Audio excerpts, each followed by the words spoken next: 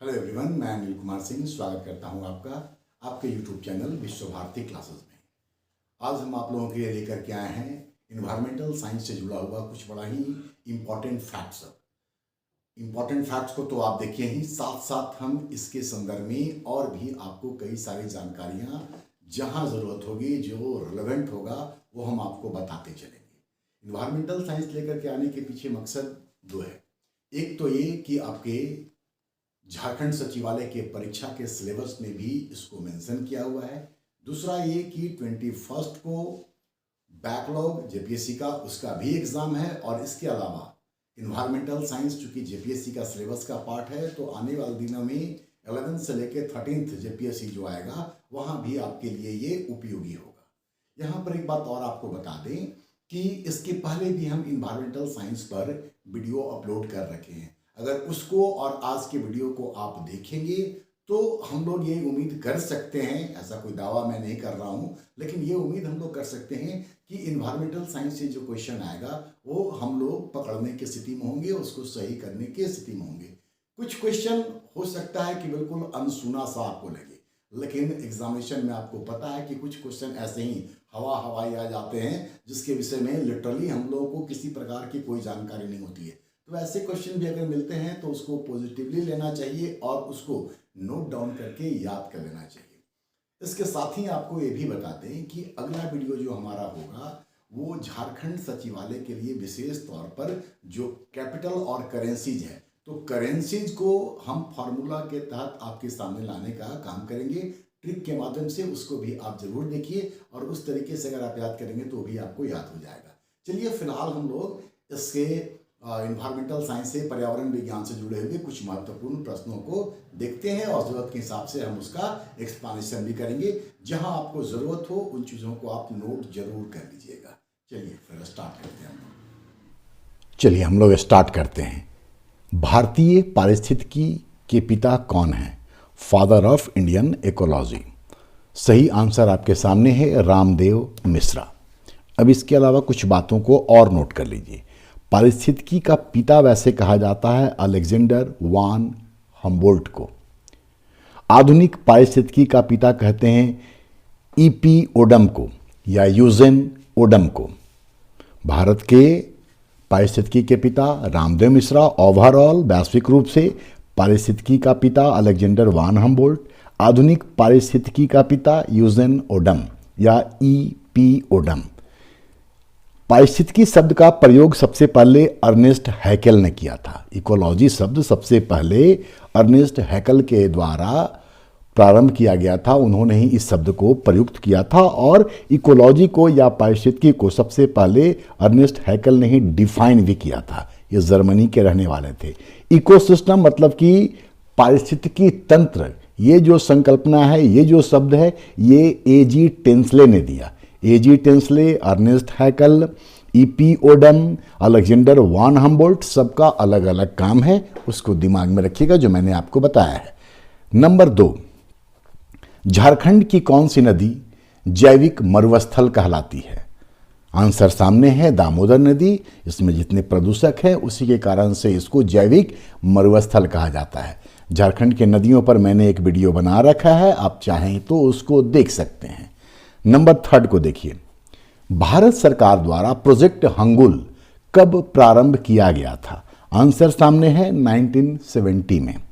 हंगुल क्या है? तो ये लाल हिरन की एक प्रजाति है और ये लाल हिरन की प्रजाति हंगुल जो है ये वास्तव में यूरोपियन या यूरोपीय रेंडियर प्रजाति का नस्ल है। यूरोपीय रेंडियर प्रजाति का नस्ल है ये हंगुल। भारत में दचिगम या दाचिगम राष्ट्रीय उद्यान जो कि कश्मीर में है वहाँ पाया जाता है। ये हंगुल दाचिगम राष्ट्रीय उद्यान कश्मीर में पाया जाता है। इससे क्वेश्चन ऐसे ही बन जाएगा कि दाचिगम राष्ट्रीय उद्यान कहाँ है? तो कश्मीर में है। ठीक है, किसके लिए प्रसिद्ध है? तो हंगुल के लिए प्रसिद्ध है। मतलब ये ज्योग्राफी का और इन्वायरमेंटल साइंस दोनों का विषय हो जाएगा। ये हंगुल के संरक्षण के लिए 1970 में प्रोजेक्ट शुरू किया गया था जिसका नाम है प्रोजेक्ट हंगुल। अब देखते हैं नंबर 4, उड़ीसा में पाया जाने वाला ओलिव रिडले क्या है? तो ऑलिव रिडले एक विशिष्ट प्रकार की कछुआ है, उसकी प्रजाति है जिसको ऑलिव रिडले कहा गया है। ये दक्षिण अमेरिकी प्रजाति है ऑलिव रिडले। उड़ीसा सरकार ने इसके संरक्षण के लिए उड़ीसा के कटक जिला में भीतरकनिका अभयारण्य है, वहां पर 1975 में एक परियोजना शुरू किया। तो भीतरकनिका अभयारण्य कहाँ है? उड़ीसा में, स्पेसिफिक जगह कटक जिला में। ठीक है। नंबर 5, भारत का पहला मिश्रित धरोहर या विरासत स्थल हेरिटेज सेंटर कौन सा है? आंसर आपके सामने है, कंचनजंगा राष्ट्रीय पार्क। कंचनजंगा राष्ट्रीय पार्क 1977 में स्थापित हुआ था। कंचनजंगा ये सिक्किम में है। जुलाई 2016 में यूनेस्को के विश्व विरासत सूची में इसको, मतलब कि कंचनजंगा राष्ट्रीय पार्क को शामिल किया गया था। और यहां पर यह भी जान लें कि यूनेस्को के द्वारा विश्व विरासत सूची की शुरुआत 1972 में की गई थी। ये जो कंचनजंगा राष्ट्रीय पार्क है, यहां पर पक्षियों का लगभग 500 से ज्यादा जो प्रजातियां हैं वो मौजूद हैं, यहां आपको देखने को मिलेगा।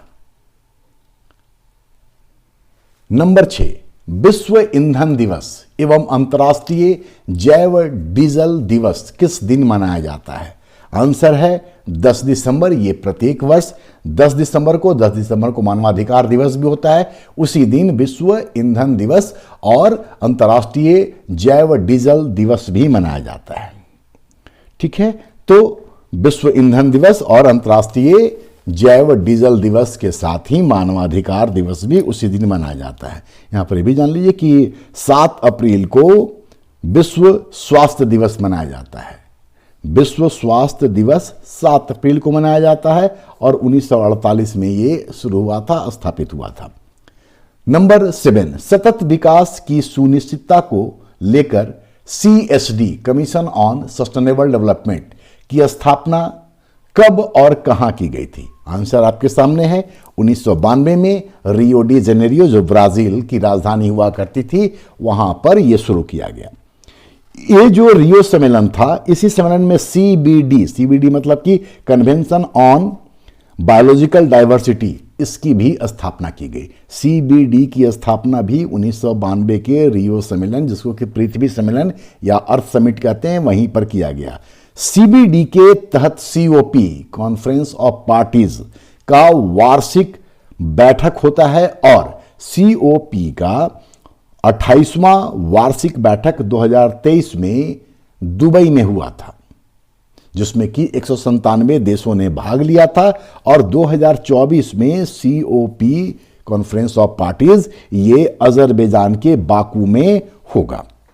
यहां पर यह भी जान लीजिए कि रियो सम्मेलन में ही UNFCCC मतलब कि United nation framework convention on climatic change का भी अनुमोदन यहीं पर किया गया था। नंबर 8, सबसे पुराना वैश्विक पर्यावरण संगठन कौन सी संस्था है? आंसर सामने है, IUCN। फुल फॉर्म इसका जान लीजिए, international union for conservation of nature, वो भी आपका लिखा हुआ है। ये IUCN जो है 1948 में एस्टेब्लिश हुआ था और इसकी स्थापना 1948 में फ्रांस के शहर फॉन्टेनब्लेउ में किया गया था। IUCN को विश्व संरक्षक संघ भी कहा जाता है। IUCN जो सबसे पुराना प्राचीन वैश्विक पर्यावरण संगठन है, इसको विश्व संरक्षक संगठन भी कहा जाता है और इसका मुख्यालय स्विट्जरलैंड के ग्लैंड शहर में है। IUCN रेड डेटा बुक जारी करता है और IUCN के द्वारा ये जो रेड डेटा बुक है ये 1964 से प्रकाशित हो रहा है। ये रेड डेटा बुक क्या होता है? तो ये लुप्त प्राय जो प्रजातियां हैं, चाहे पौधे हों या पशु पक्षी हों, उन पर अध्ययन करता है और उनके निगरानी कार्यक्रमों के लिए जानकारी प्रदान करता है। मतलब अगर सीधे शब्दों में बोले तो रेड डेटा बुक जो IUCN जारी करती है, 1964 से जारी करती है, ये विलुप्त होते प्रजातियों के संदर्भ में बनाया जाता है, तैयार किया जाता है। Number 9, WWF India world wild fund for India की स्थापना कब की गई और इसका मुख्यालय कहां है? तो 1969 में WWF इंडिया की स्थापना की गई और इसका मुख्यालय बेंगलुरु में है। वहां माफ कीजिएगा, वहां पर चेन्नई गलती से लिखा गया है, ठीक है, ये बेंगलुरु में है, कर्नाटक बेंगलुरु में ये है, उसको प्लीज सुधार लीजिएगा 1969 का। खैर, WWF आप ऐसे भी जानते हैं, world wide fund for nature, ये एक वैश्विक संगठन भी है जो कि WWF जो है 1961 में एस्टेब्लिश हुआ था और ये WWF पर्यावरण संरक्षण का अंतर्राष्ट्रीय संगठन है। WWF को उत्तरी अमेरिका में वन्य जीव कोष के नाम से जाना जाता है और WWF का मुख्यालय भी ग्लैंड में ही है। WWF के द्वारा कुछ पत्रिकाओं का भी प्रकाशन किया जाता है, जिसको जान लें आप। लिविंग प्लैनेट रिपोर्ट ये WWF जो वैश्विक संगठन है उसके द्वारा जारी की जाती है। लिविंग प्लैनेट इंडेक्स भी उसी के द्वारा जारी की जाती है और इसके अलावा इकोलॉजिकल फुटप्रिंट कैलकुलेशन भी WWF के द्वारा जारी की जाती है, जो कि 1961 में हुआ, वैश्विक संगठन है। WWF इंडिया ये 1969 में, और फिर दोहरा दें कि इसका मुख्यालय जो कि आप देख रहे हैं चेन्नई लिखा हुआ है वो वास्तव में बेंगलुरु होगा, तो आप उसको बेंगलोर कर लीजिएगा प्लीज। नंबर 10, भारत सरकार द्वारा राष्ट्रीय जैव ईंधन नीति नेशनल बायोफ्यूल पॉलिसी की घोषणा किस वर्ष की गई थी? आंसर सामने है आपका, 2018। ये जो नेशनल बायोफ्यूल पॉलिसी है ये पेट्रोलियम एवं प्राकृतिक गैस मंत्रालय के अंडर में काम करती है और इस नीति के तहत भारत में पहली बार बायोफ्यूल को, बायो इंजन को या जैव ईंधन को 3 भागों में बांटा गया। ये भाग कौन कौन से हैं? तो फर्स्ट जी या पहली पीढ़ी, इसके अंतर्गत गैसोहल और बायोडीजल को शामिल किया जाता है। गैसोहल और बायोडीजल को शामिल किया जाता है। 2G मतलब कि सेकेंड जनरेशन का जो डीजल मतलब ईंधन है उसमें शामिल होता है उन्नतिशील जैव ईंधन, जिसको कि हम लोग इथेनॉल के नाम से जानते हैं। तो इथेनॉल और नगरपालिका से प्राप्त जो कचरे होते हैं, मतलब कि म्युनिसिपल सॉलिड वेस्ट, इसको 2G में रखा जाता है और 3G में जैव ईंधन, बायोफ्यूल और जैव CNG को शामिल किया जाता है। तो 2018 के इस राष्ट्रीय जैव ईंधन नीति के तहत ही इसको 3 भागों में जैव ईंधन को बांटा गया है। नंबर 11, एक्वीफर क्या है? आंसर सामने है आपका, भूजल प्रदूषण, अंडरग्राउंड वाटर पॉल्यूशन। ये जो अंडरग्राउंड वाटर पॉल्यूशन है इसके पीछे कई सारे कारण हैं, जैसे कि कृषि का जो अपशिष्ट निकलता है, घरेलू अपशिष्ट जो निकलते हैं, उर्वरक और रसायनों का जो प्रयोग होता है, औद्योगिक कचरे जो होते हैं, इनके कारण से ही भूजल प्रदूषण होता है। लेकिन भूजल प्रदूषण का सबसे महत्वपूर्ण कारण जो है वो है आर्सेनिक और पारा। आर्सेनिक और पारा से सबसे ज्यादा अंडरग्राउंड वाटर पॉल्यूशन होता है। अगर आर्सेनिक युक्त या आर्सेनिक से भरा हुआ जल का प्रयोग ज्यादा मात्रा में किया जाए तो इससे चर्म रोग की समस्या या संभावना उत्पन्न होती है। पारे का अधिकता हो अगर जल में तो मिनीमाता रोग, मिनीमाता डिजीज, ये होता है। जबकि अगर जल में फ्लोराइड की मात्रा हो तो इसके कारण से फ्लोरोसिस नामक बीमारी होती है। फ्लोरोसिस नामक बीमारी होती है जिसके कारण से क्या होता है कि दांत झड़ने लगते हैं या जो दांतों का स्वाभाविक जो नेचुरल कलर होता है वो कहीं ना कहीं बदल जाता है, उसमें परिवर्तन आ जाती है, वो अपना रंगत खोने लगता है। नंबर 12, जैव विविधता, बायोडायवर्सिटी शब्द का प्रतिपादन किसने किया था? आंसर सामने है, वाल्टर जी रोजेन। वाल्टर, देखिए वाल्टेट लिखा गया, वाल्टर कर लीजिएगा उसको, वाल्टर जी रोजेन। और कुछ जानकारी यहां पर आप नोट कर लीजिए। फादर ऑफ बायोडायवर्सिटी और फादर ऑफ सोशियो बायोलॉजी, मतलब कि सामाजिक जीव विज्ञान के पिता और जैव विविधता के पिता E.O. विल्सन या एडवर्ड विल्सन को कहा जाता है, माना जाता है। फिर से दोहरा दें, फादर ऑफ बायोडायवर्सिटी और फादर ऑफ सोशियोबायोलॉजी एडवर्ड विल्सन या E.O. विल्सन को माना जाता है। नंबर 13, सलीम अली पक्षी विहार कहां है? आंसर सामने है, गोवा के चुराव में। सलीम अली, जिनको कि हम लोग बर्ड मैन ऑफ इंडिया के नाम से जानते हैं, सलीम अली को बर्ड मैन ऑफ इंडिया कहा जाता है। इसी तरीके से कैलाश सांखला को टाइगर मैन ऑफ इंडिया कहा जाता है। Tiger man of India Kailash Sankhla. तो सलीम अली पक्षी विहार गोवा में है। भारत के कुछ और प्रमुख जो बर्ड सेंचुरी हैं, पक्षी विहार हैं, उनका नाम आप जरूर नोट कर लीजिए। जैसे कौंडिन्य पक्षी विहार, आप प्लीज नोट कर लीजिए। कौंडिन्य पक्षी विहार ये आंध्र प्रदेश में है, चित्तूर जिला में। कुमारकोम और बेम्बानाड, कुमारकोम और बेम्बानाड, बेम्बानाड झील आपने नाम सुना होगा, तो केरला में। उसके बाद है रंगम थिट्टू या रंगा थिट्टू, ये कर्नाटक में है। घाना पक्षी विहार आप सब जानते होंगे, राजस्थान के भरतपुर में है। सुल्तानपुर पक्षी विहार ये हरियाणा के गुरुग्राम में है। इसी तरीके से मालापट्टी ये आंध्र प्रदेश में है, मालापट्टी पक्षी विहार। वेदाथंगल ये तमिलनाडु में है। ये कुछ प्रमुख पक्षी विहार हैं भारत के, जिसको कि आपको जान लेना चाहिए था। चलिए नेक्स्ट, रामसर अभिसमय, रामसर कन्वेंशन का संबंध किससे है? आंसर आपके सामने है, वेटलैंड के संरक्षण से, आर्द्र भूमि के संरक्षण से। अब इसके संदर्भ में थोड़ी जानकारी इकट्ठा कर लें। 1971 में कैस्पियन सागर के तट पर रामसर नामक जगह है, और यह रामसर जो है बेसिकली ईरान का एक शहर है। वहीं पर यह सम्मेलन हुआ था आर्द्र भूमि के संरक्षण के लिए। इस सम्मेलन में एक समझौता हुआ जो कि 1975 से लागू हुआ। 1971 में रामसर शहर जो कैस्पियन सागर के तट पर है, ये रामसर ईरान का एक शहर है। यहां पर सम्मेलन हुआ, अभिसमय पारित किया गया 1971 में, और फिर उसको लागू किया गया 1975 में। रामसर अभिसमय के साथ भारत जो है 1982 से जुड़ा, या कहें कि भारत इसका सदस्य 1982 में बना।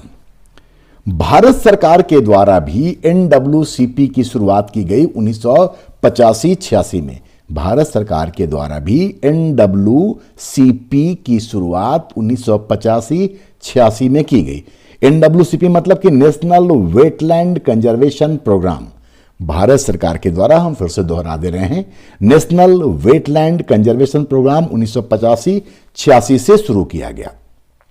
भारत में कुछ प्रमुख जो आर्द्र भूमि क्षेत्र हैं उसको आप जरूर नोट कर लीजिए। जैसे कि दीपोर बिल, ये असम में है, आप लिख लीजिए प्लीज। भारत के कुछ प्रमुख वेटलैंड, दीपोर बिल ये असम में। नील सरोवर पक्षी विहार गुजरात में, इसको पक्षी विहार वाला में भी आप जोड़ सकते हैं। नील सरोवर पक्षी विहार गुजरात में। रेणुका ये हिमाचल में है, और रेणुका जो वेटलैंड है हिमाचल में, ये भारत का सबसे छोटा आर्द्र भूमि वाला क्षेत्र है। तो ये इस रूप में भी इंपॉर्टेंट है। क्वेश्चन पूछ दे कि भारत का सबसे छोटा आर्द्र भूमि क्षेत्र कौन सा है, तो हिमाचल प्रदेश का रेणुका। इसके अलावा वेटलैंड कांजली झील और हरिके झील। कांजली झील, हरिके झील ये दोनों पंजाब में हैं। कुछ बहुत फेमस है जो आप निश्चित तौर पे जान रहे हैं, जैसे कि लोकटक झील मणिपुर में है, चिल्का झील उड़ीसा में है, सांभर और केवलादेव राजस्थान में है, कश्मीर का उलर झील ये भी आप निश्चित तौर पे जान रहे हैं। इसके अलावा एक और नोट कर लीजिए आप, पॉइंट कैलीमर पक्षी एवं वन्य जीव अभयारण्य, ये भी वेटलैंड है। पॉइंट कैलीमर पक्षी एवं वन्य जीव अभयारण्य ये तमिलनाडु में है। एक बात और कि 2 फरवरी को वर्ल्ड वेटलैंड डे मतलब कि विश्व आर्द्र दिवस मनाया जाता है, और वर्ल्ड वेटलैंड जो 2 फरवरी को मनाया जाता है, इसकी शुरुआत हुई थी 1997 में, 1997 में। नंबर 15, मॉन्ट्रेक्स रिकॉर्ड क्या है? मॉन्ट्रेक्स रिकॉर्ड क्या है? आंसर लिखा हुआ है कि रामसर अभिसमय जो 1971 में हुआ था, अभी हम बताए हैं, के तहत तैयार ऐसे आर्द्रभूमि स्थल जिनमें पर्यावरणीय प्रदूषण, प्रौद्योगिकी विकास और मानवीय क्रियाकलाप का दुष्प्रभाव होता है। मतलब कि प्रदूषण वहां फैला हुआ हो, उसका दुष्परिणाम वहां दिख रहा हो, उसको मॉन्ट्रेक्स रिकॉर्ड कहा जाता है। भारत में इसका उदाहरण है मणिपुर का लोकटक झील, जिसके कारण से उसके पारिस्थितिकीय स्वरूप में बदलाव आ गया है। ठीक है, तो लोकटक झील जो है वो मॉन्ट्रेक्स रिकॉर्ड का हिस्सा है और इसका पारिस्थितिकीय स्वरूप मानवीय क्रियाकलाप के कारण, औद्योगिक विकास के कारण या पर्यावरण में फैलने वाले प्रदूषण के कारण बदला है। नंबर 16 सबसे छोटा एशियाई मृग है। आंसर सामने है आपका, चिंकारा, जिसको कि इंडियन गैजल भी कहा जाता है। ये जो चिंकारा है ये बिना पानी के लंबे समय तक रह सकता है, और चूंकि बिना पानी के लंबे समय तक रह सकता है इसलिए ये भारत के शुष्क मैदानों में, मरुस्थल वाले क्षेत्रों में या सूखी झाड़ी वाले या झाड़ियों वाले क्षेत्रों में ये रहता है। चिंकारा के अलावा कुछ और चीज़ों को आप जान लीजिए। भौंकने वाला हिरन, मतलब कि बार्किंग डियर, भौंकने वाला हिरन जिसको कि इंडियन या रेड मंटजैक कहा जाता है, ये संजय गांधी राष्ट्रीय उद्यान, ये मुंबई में रहता है, मुख्य रूप से पाया जाता है। मतलब संजय गांधी राष्ट्रीय उद्यान ये मुंबई में है, वहां पर यह भौंकने वाला हिरन पाया जाता है। इसके अलावा केरल का जो पेरियार राष्ट्रीय उद्यान है वहां पर भी भौंकने वाला हिरन पाया जाता है, देखने को मिलता है। तो संजय गांधी राष्ट्रीय उद्यान कहाँ है? मुंबई में है। पेरियार राष्ट्रीय उद्यान कहाँ है? केरल में है। ये इस तरीके से भी आपको याद रखने की आवश्यकता है। इसके अलावा एक और इंफॉर्मेशन आप यहां पे नोट कर ले। चीरू मृग, जिसको कि तिब्बती मृग भी कहा जाता है, चीरू मृग या तिब्बती मृग, ये भारत में जम्मू कश्मीर में पाया जाता है। और ये जो चीरू मृग है ये उच्च कोटि का ऊन प्रदान करता है। इसके ऊन से जो सॉल बनती है उसको संतूस कहा जाता है। चीरू मृग या तिब्बती मृग के बालों से जिस सॉल का निर्माण होता है उसको संतूस कहते हैं। चूंकि ये विलुप्त प्राय है इसलिए इसके ऊन को प्रतिबंधित किया गया है। ठीक है। नंबर 17 2003 में प्रारंभ माइक, MIKE, माइक का संबंध किससे है? माइक का फुल फॉर्म जान ले, monitoring the illegal killing of elephant, monitoring the illegal killing of elephant. यहीं से इसका आंसर है कि एशिया एवं अफ्रीकी हाथियों की अवैध हत्या के स्तर पर नजर रखना, माइक का संबंध इसी से है। नंबर 18 1970 में IUCN के सहयोग से भारत में कहां कस्तूरी मृग परियोजना, मस्क डियर प्रोजेक्ट की शुरुआत की गई थी?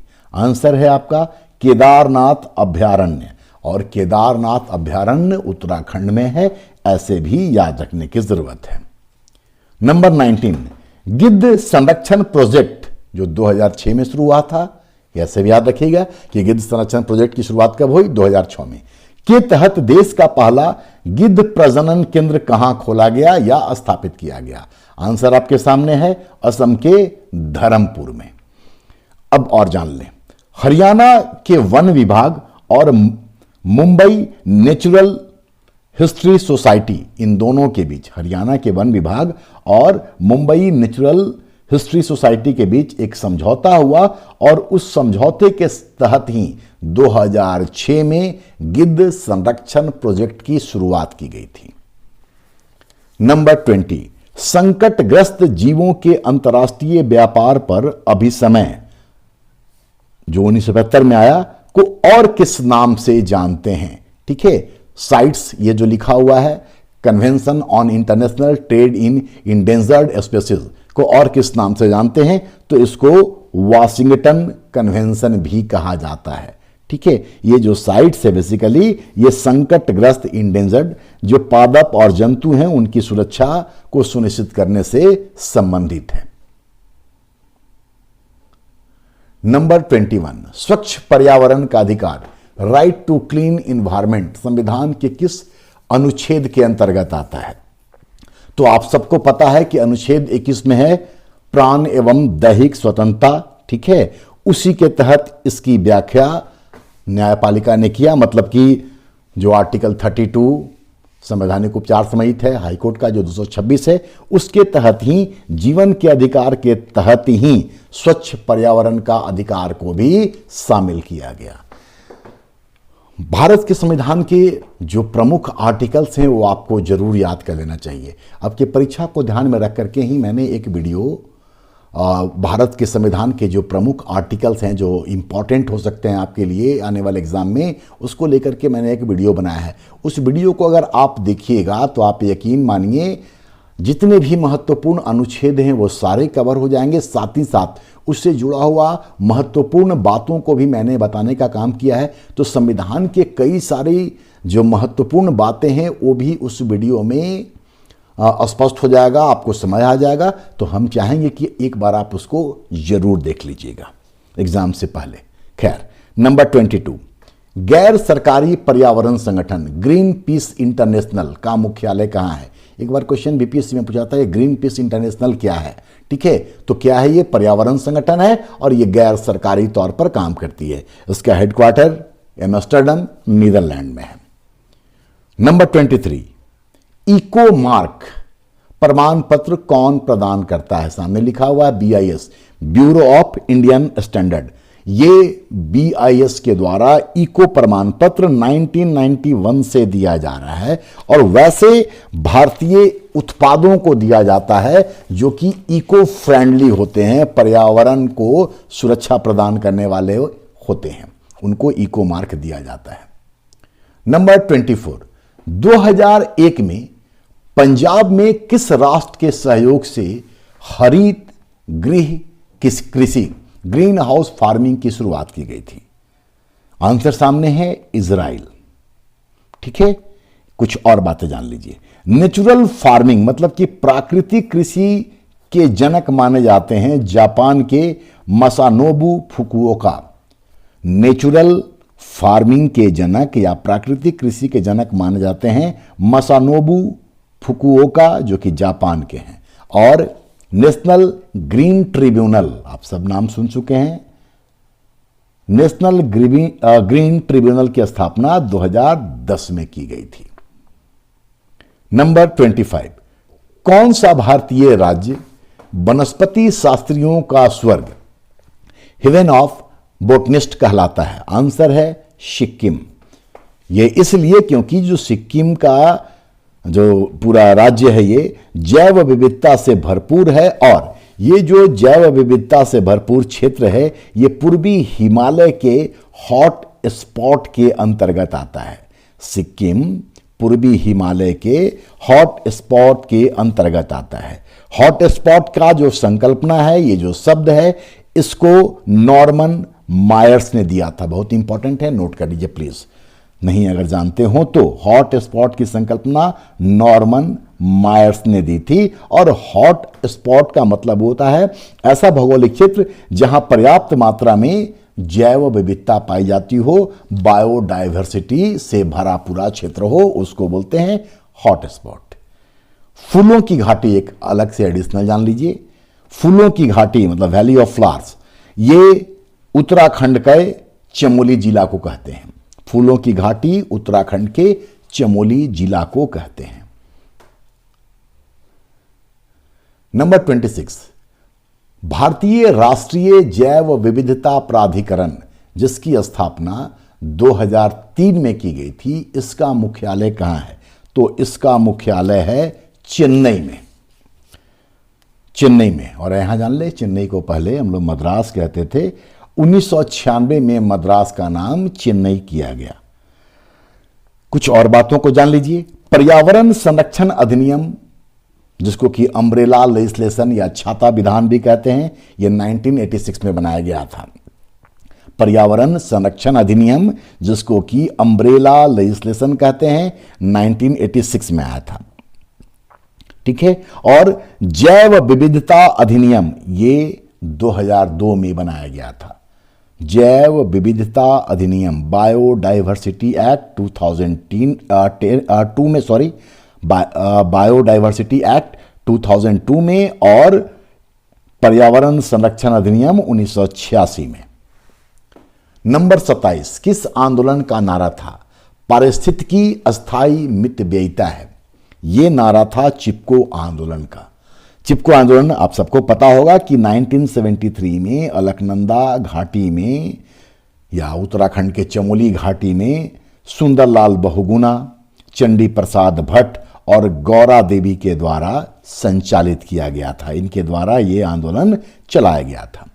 यह चिपको आंदोलन का इतिहास बहुत पुराना है। लिटरली ये तो मॉडर्न एज में हम लोग 1973 सुनते हैं, लेकिन वास्तव में इसका इतिहास पुराना है। कहा जाता है कि 1731 में जब जोधपुर के राजा जो थे उन्होंने वनों को काटने का आदेश दिया, जंगलों को काटने का जब आदेश दिया तो बिश्नोई समाज के द्वारा इसका विरोध किया गया था।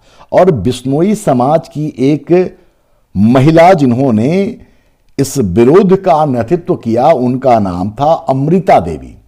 अमृता देवी ने इन वृक्षों को बचाने के लिए, जंगलों को बचाने के लिए खुद को पेड़ के साथ लिपटाने का काम किया, पेड़ को पकड़ के खड़ा हो गई। तब ऐसी स्थिति में जोधपुर के राजा के द्वारा आदेश दिया गया और उस आदेश का पालन करते हुए पेड़ के साथ ही अमृता देवी को भी काट दिया गया था। उन्हीं की याद में बाद में भारत सरकार के द्वारा अमृता देवी बिश्नोई वन्य जीव संरक्षण पुरस्कार भी प्रारंभ किया गया, जो आज भी दिया जाता है। तो चिपको आंदोलन का इतिहास काफी पुराना है। 1731 में भी इसका उल्लेख मिलता है और अमृता देवी उससे पूर्व में जुड़ी रही हैं। नंबर 28, टुमारोज बायोडाइवर्सिटी नामक पुस्तक की लेखिका कौन है? तो वंदना शिवा। वंदना शिवा नाम सीधा याद रखिएगा, क्योंकि पर्यावरण से जुड़ा हुआ और महिलाओं का नाम आ जाएगा, जैसे मेघा पाटेकर आ गया या गौरा देवी आ गया, ठीक है, तो कंफ्यूजन होना शुरू हो जाएगा। अरुंधति राय का नाम आ गया, तो वंदना शिवा ने यह किताब लिखी है। नंबर 29, प्रत्येक 2 वर्षों पर भारत में वन स्थिति report, the state of forest report, कौन जारी करता है? आंसर है भारतीय वन सर्वेक्षण विभाग, वन सर्वेक्षण विभाग जो देहरादून में है उसके द्वारा। ठीक है, देहरादून में ही इंडियन वाइल्ड लाइफ इंस्टीट्यूट भी है, वो भी याद रखिए। ऐसे पर्यावरण से जुड़े हुए कई सारी संस्थाएं हैं देहरादून में है। यहाँ हम खास तौर पे कहना चाहेंगे कि ये जो वन स्थिति रिपोर्ट है इसको आप जरूर देख लीजिएगा। पहले की वीडियो में भी हम कई सारा क्वेश्चन जो इंपॉर्टेंट है वो डाले हुए हैं, लेकिन एक बार आप इसको जरूर देख लीजिएगा, करंट अफेयर्स मान करके या फिर ज्योग्राफी मान करके या पर्यावरण का विषय समझ करके। लेकिन यहाँ से क्वेश्चन आने का उम्मीद हम लोग न सिर्फ सचिवालय के एग्ज़ाम में बल्कि आने वाले दिन में जब जेपीएससी या कोई और एग्ज़ाम होगा वहाँ पर भी हम लोग उम्मीद कर सकते हैं। खैर, इस सेट में 30वां और आखिरी क्वेश्चन, किस वन के द्वारा अधिक ऑक्सीजन उत्पन्न करने के कारण उसे पृथ्वी ग्रह के फेफड़े, lungs of the planet earth के नाम से भी जाना जाता है? आंसर आपके सामने है। अमेज़न का जो वर्षा वन है उसी को lungs of the planet earth कहते हैं, क्योंकि ये जो वन है ये 20% से भी अधिक ऑक्सीजन की उत्पत्ति करते हैं।